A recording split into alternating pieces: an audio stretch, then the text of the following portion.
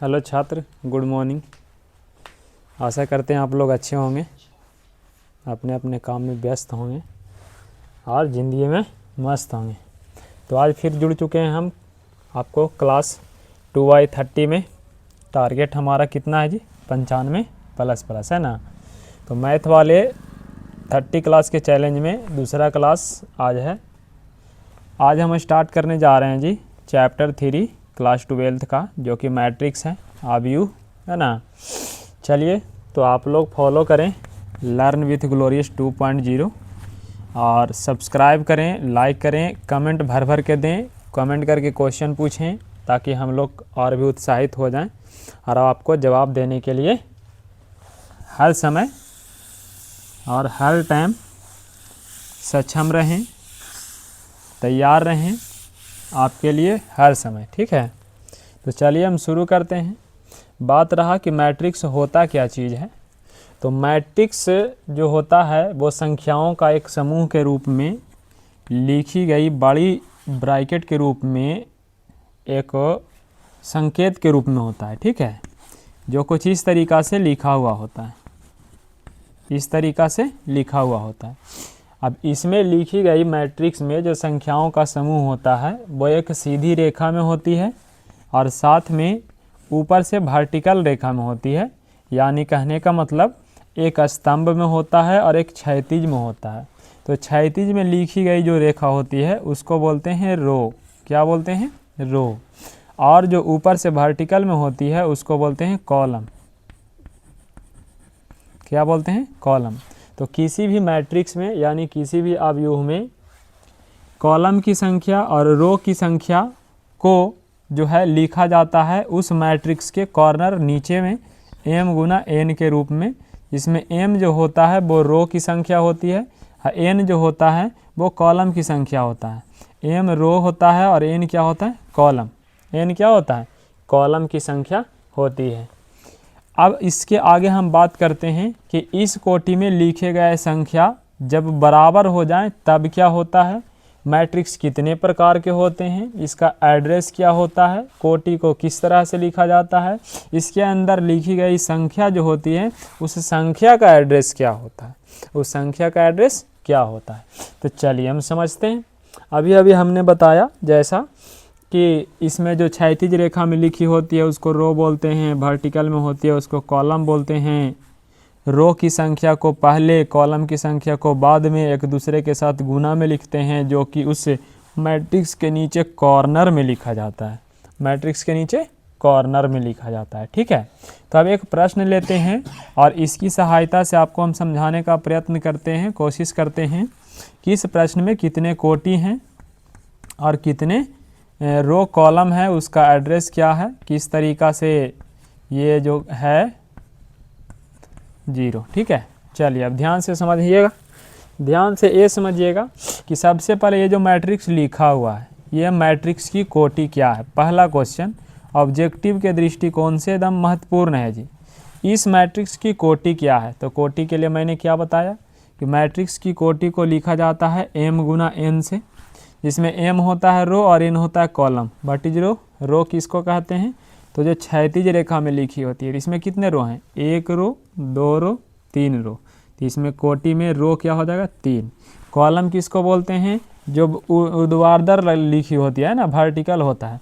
1 हो गया, 2 हो गया, 3 हो गया और क्या हो गया? 4 हो गया। तो इसमें कोटि क्या हो गया? 3 गुना 4। अब बात करते हैं इसके अंदर अवयव कितने होंगे। दूसरा क्वेश्चन होगा अवयव की संख्या। अवयव की संख्या, तो अवयव की जो संख्या होती है वो रो इंटू कॉलम के गुणनफल के बराबर होता है। तो 4 गुना 3 कितना होगा? 12। गिन लीजिए, है ना 12। 4 4 4 8 और 8 4 12, है ना। तीसरा में होता है अवयव का एड्रेस, यानी कि अवयव की कोटि। अवयव की कोटि, कोई भी मैट्रिक्स जब लिखते हैं तो उसको बड़ी ABCD से लिखते हैं। जब उसके अंदर कोई अवयव को लिखना होगा, जैसे इस तरीक़ा से मैट्रिक्स होगा तो A, अब इसके अंदर कोई अवयव होगा तो छोटी AIJ, इस तरीक़ा से AIJ, और इसका कोटि बगल में m गुना n। m और n क्या हुआ? इस पूरे मैट्रिक्स का कोटि हो गया। अब IJ जो हुआ उसके अंदर लिखी गई कोई जो संख्या है अवयव है उसकी कोटि हो गया। ठीक है, तो अवयव की कोटि कैसे लिखते हैं? तो लिखते तो हैं ए आई जैसे, तो ये किसी खास अवयव का कोटि अलग अलग रहेगा। जैसे हम बोलते हैं कि इस वाले जीरो की कोटि क्या है, तो जीरो की कोटि लिखने के लिए रो और कॉलम का पता करना पड़ेगा। अब आप बताइए कि जीरो जो है पहला रो में है, नहीं है, दूसरा रो में है, नहीं है, तीसरा रो में है, हाँ है, तो यहाँ 3 होगा। और यहाँ देखिए पहला कॉलम में है, नहीं है, दूसरा कॉलम में है, नहीं है, तीसरा कॉलम में है, नहीं है, चौथा कॉलम में हाँ है। तो जीरो की जो कोटि होगी वो होगा 3,4। कितना होगा? 3,4 हो जाएगा। तो इस तरीक़ा से कोटि को हम परिभाषित करते हैं अवयव के रूप में, और इस तरीक़ा से हम कोटि को परिभाषित करते हैं उस पूरे मैट्रिक्स के रूप में। अब हम बात करते हैं कि किसी भी मैट्रिक्स को जोड़ा कैसे जाता है, किसी भी मैट्रिक्स को घटाया कैसे जाता है। उससे पहले एक और क्वेश्चन देख लेते हैं। मैट्रिक्स को बनाने के लिए यदि अवयव को हम परिभाषित कर दें तो मैट्रिक्स कैसे बनती है। जैसे हम बोल रहे हैं कि 2 × 2 का बोल रहे हैं कोटि 2 × 2 का अवयूह बनाएं। क्या बनाएं जी? अवयूह बनाएं जिसमें ए आई J equal to I plus जे का होल स्क्वायर हो, आई प्लस जे का होल स्क्वायर हो। तो यदि अवयव का कोई खास तरीके से लिख करके समीकरण दे तो उसके अनुसार अब किस तरीक़ा से उस दिए गए मैट्रिक्स को बनाते हैं। तो कितना रो और कितना कॉलम है? 2 रो और 2 कॉलम है। 2 रो और 2 कॉलम में कितने अवयव आएंगे? तो हम बताएं अवयव की संख्या रो और कॉलम के गुणनफल के बराबर होता है। 2 × 2 4 आएगा। 4 में कौन कौन आएगा पहले इस बात को आप समझ लीजिए। तो यदि कोई मैट्रिक्स को 2 रो और 2 कॉलम में लिखेंगे तो कन्फर्म है कि यहाँ पे 2 × 2 रहेगा। ठीक है, यहाँ पे पहला एलिमेंट होगा, यहाँ दूसरा, फिर यहाँ दूसरा, तीसरा होगा, यहाँ चौथा होगा। तो यहाँ जो ए आएगा उसका एड्रेस होगा A11। क्या होगा? A11। यहाँ होगा वो A12 होगा, पहला रो के दूसरा कॉलम में है। ये होगा 21 और ये होगा 22। तो किस तरीक़ा से निकालेंगे? A11 जब निकालेंगे तो यहाँ समझने वाली बात ये है कि i का मान कितना है? 1 है। j का मान कितना है? 1 है। तो i प्लस j यानी 1 + 1 का होल स्क्वायर, तो 2 का स्क्वायर कितना हो जाएगा? 4। तो हम समझ गए कि जब A मैट्रिक्स होगा तो उसमें यहाँ पे 4 लिखाएगा। क्या लिखाएगा? 4 लिखाएगा। इसी तरीक़ा से 1 2 निकालेंगे तो 1 + 2 का होल स्क्वायर, 2 1 3 का स्क्वायर 9। 2 1 निकालेंगे तो 2 + 1 का होल स्क्वायर व्हाट 9। 2 2 निकालेंगे तो 2 + 2 का स्क्वायर व्हाट इज दिस 2 2 4, 4 का स्क्वायर 16। तो यहाँ भी 9 होगा, यहाँ भी 9 होगा, यहाँ पे क्या होगा? 16। यहाँ 2 × 2 कोटि लिख दें, ये हो जाएगा आंसर। कोई दिक्कत है? समझ में आया साथियों? चलिए, तो बहुत अच्छी बात है, इसको हटा लेते हैं। हटाने के बाद अब हम शुरू करते हैं कि मैट्रिक्स को किस तरीक़ा से जोड़ते हैं और किस तरीक़ा से घटाते हैं। उसके बाद हम आपको सिखाएंगे कि मैट्रिक्स को किस तरीक़ा से गुणा करते हैं। लिखते हैं अवयूह का योग। अवयूह का योग, जैसे ए कोई मैट्रिक्स है 3 2 1 4 2 3 1 1 1, ओके। और बी कोई मैट्रिक्स है 3 2 1 1 2 3 0 2 4, ओके। अब बताइए ये दोनों मैट्रिक्स को हम किस तरीक़ा से जोड़ेंगे, a + b कैसे निकालेंगे। तो जब भी किसी मैट्रिक्स को आप जोड़ते हैं, क्या करते हैं? जोड़ते हैं। तो सबसे पहले उसका कोटि देखिए। इसका कोटि क्या होगा? 1 रो 2 रो 3 रो, तो 3 कॉलम क्या होगा? 1 2 3, तो 3 होगा। 1 2 3 तो 3 गुना 1 2 3 तो 3 होगा। दोनों का रो और कॉलम की संख्या बराबर होनी चाहिए, की संख्या बराबर होनी चाहिए। अगर ए का रो और कॉलम 2 × 3 है तो बी को इसके साथ जोड़ने के लिए इसका भी रो और कॉलम 2 × 3 होना चाहिए, ना कि 3 × 2 रहेगा तो जुट नहीं पाएगा। चलिए, किसी सेम जाति को सेम जाति के साथ ही जोड़ते हैं। एक्स को वाई के साथ जोड़िएगा, नहीं जोड़िएगा। उसी तरीक़ा से इसमें भी होता है। तो कोटि सेम होना चाहिए तभी जुट पाएगा। कैसे जोड़ेंगे? जोड़ने के लिए कुछ अलग से विशेष नियम नहीं है, बड़ा आसान है। जिस एड्रेस वाली संख्या को जोड़ रहे हैं उसी एड्रेस वाली संख्या से जोड़ेंगे। तो 3 जो है पहला रो के पहला कॉलम में है, तो जोड़ेंगे तो किस में जोड़ेंगे? पहला रो के पहला कॉलम से। 3 3 क्या हो जाएगा? 6, 2 और 2 क्या हो जाएगा 4, यहाँ क्या हो जाएगा 2, 4 और 1 क्या हो जाएगा 5, 2 और 2 क्या हो जाएगा 4, 3 और 3 क्या हो जाएगा 6, 1 और 0, तो 1 और 2 3, 1 और 4 5। इसका कोटि जिसको जोड़ रहे हैं जिसको जिसको उतना ही कोटि रह जाता है, तो आंसर भी इतना ही हो जाएगा। कोनो दिक्कत है जोड़ने में कोई दिक्कत है जोड़ने में नहीं दिक्कत है तो चलिए ठीक है आगे चलते हैं। अब घटाने की बात करते हैं, यानी अवयव का घटाव, अवयव का घटाव, अवयव का घटाव। चलिए सेम मैट्रिक्स को घटाएं क्या, चलिए सेम मैट्रिक्स को घटा करके देखते हैं कि क्या आता है। सेम मैट्रिक्स को क्या करते हैं जी, घटा करके देखते हैं कि क्या आता है। घटाते समय या जोड़ते समय कोनो खास फर्क नहीं होता है। घटाते समय जैसे जोड़े थे वैसे ही खाली घटा देना है। घटाने के लिए भी कंडीशन है कि दोनों का कोटि समान होना चाहिए। चलिए घटाइए, 3 में 3 घटाएंगे 0, 2 में 2 घटाएंगे 0, 1 में 1 घटाएंगे 0, 4 में 1 घटाएंगे 3, 2 में 2 घटाएंगे 0, 3 में 3 घटाएंगे 0, 1 में 0 घटाएंगे 1 में 2 घटाएंगे। ध्यान देना साथियों, 1 में 2 घटाने पे बड़ी संख्या 2 माइनस हो जाती है, इसलिए इसका आंसर -1 हो जाएगा। कितना हो जाएगा -1। 1 में घटाएंगे 4, ठीक इसी तरीक़ा से 1 - 4 तो बड़ी संख्या माइनस में है तो आंसर हो जाएगा -3। This is your answer. कोनो दिक्कत है तो इस तरीक़ा से शॉर्ट में जल्दी करके हम सारे प्रश्नों को रिवीजन कर लेते हैं ताकि हमारे एग्ज़ाम आने वाले जो हैं उसमें हमें फ़ायदा हो जाए। अब देखते हैं कि गुना कैसे किया जाता है। क्या गुना, चलिए एक छोटा सा मैट्रिक्स लेके आपको गुना सिखाते हैं, फिर प्रैक्टिस भी कराएंगे। पहला रो में है 2 3, दूसरा रो में है 3 1। ओके, अगला में लेते हैं बी में 2 3 4 1 3 2। अब यहाँ समझने वाली बात है कि सर वहाँ पे तो आप ऐसा किए थे कि दोनों की कोटि बराबर लिखे थे, लेकिन यहाँ पे तो इसकी कोटि 2 × 2 है, इसका कोटि 2 × 3 क्यों लिखें। तो किसी भी मैट्रिक्स को किसी अन्य मैट्रिक्स के साथ जोड़ने के लिए आपको ज़रूरी होता है सिर्फ रो और कॉलम की संख्या, रो और कॉलम की संख्या। पहला मैट्रिक्स में जितने कॉलम हैं, देखिए कॉलम है 1 और 2, तो यहाँ कॉलम कितने हैं 2, तो अगला मैट्रिक्स में रो बराबर होना चाहिए 1 और 2। कितने रो हैं 2। अगर पहला मैट्रिक्स का कॉलम अगले मैट्रिक्स के रो के बराबर हैं तब उस मैट्रिक्स को बहुत ही आसानी तरीक़ा से गुना किया जा सकता है। तो चलिए हम गुना करते हैं, तो a × b लिखेंगे। अब गुना कैसे करते हैं, तो गुना करने का एक विशेष नियम है, इसमें ध्यान दीजिएगा साथियों।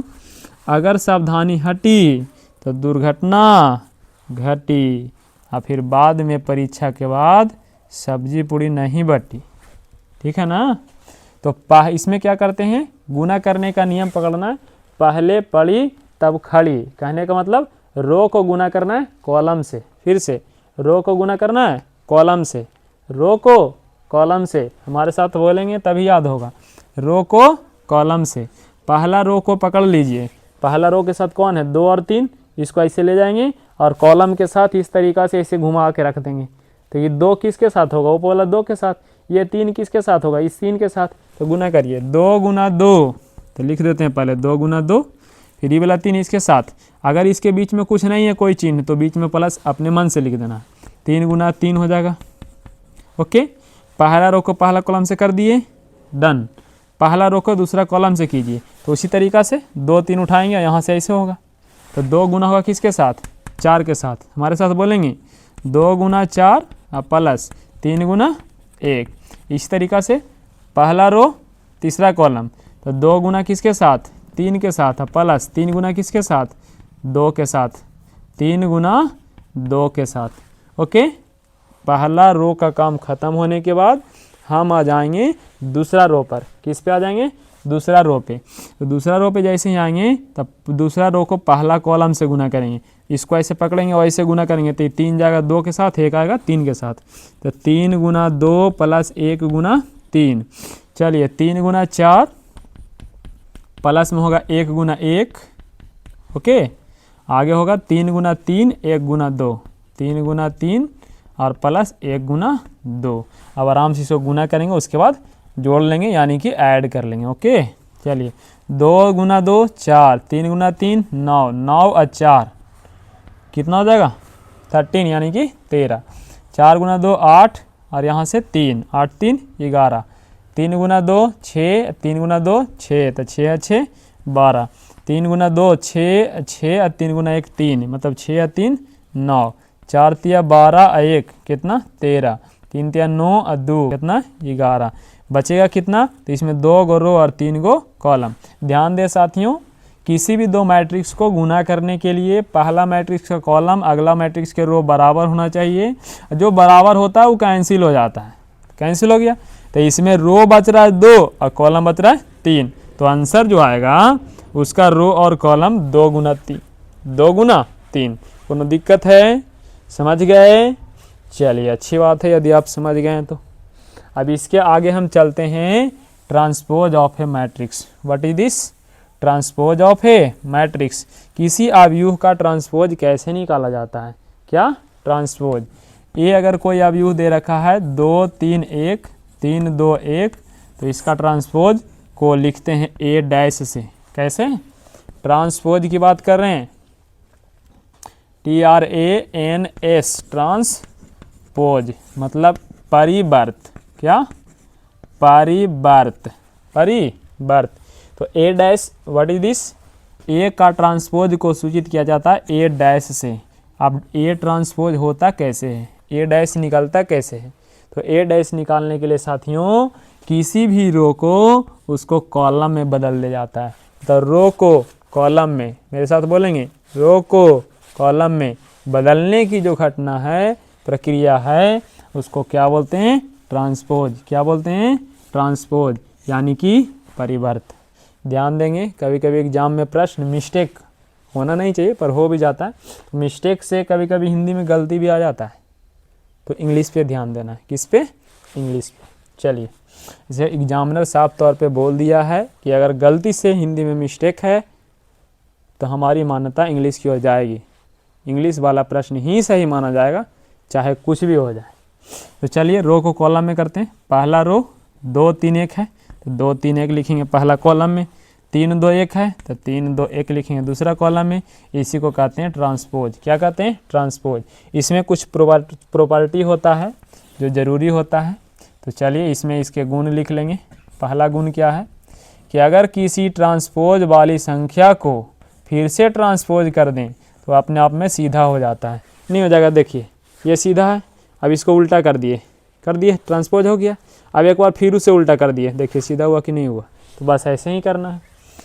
किसी दिए गए दो संख्या को यदि जोड़ने के बाद आप ट्रांसपोज निकालते हैं तो अपने आप में ट्रांसपोज करने के बाद योग के बराबर होता है। ओके, किसी संख्या को गुना करके कोई कांस्टेंट से ट्रांसपोज निकालते हैं तो ट्रांसपोज करने के बाद गुणनफल के बराबर होता है। लेकिन एक चीज़ पे ध्यान दीजिएगा, माइनस में भी सेम रहता है, माइनस में भी सेम रहता है। एक चीज़ पे ध्यान दीजिएगा कि a इंटू बी का ट्रांसपोज कभी भी a transpose into B transpose के बराबर नहीं होता है, बराबर नहीं होता है। इस चीज़ को ध्यान देना है। A B transpose is equal to B transpose into A transpose. Okay, done? Done है साथियों? चलिए अच्छी बात है। तो मेरे हिसाब से तो अब यूँ लग रहा है कि ख़त्म हो रहा है जी। ऐसे 1-2 पॉइंट यदि आओ है तो हम देख लेते हैं, उसके बाद आपको बताते हैं। कुछ छूटा तो नहीं ना है, लेकिन लग तो नहीं रहा है।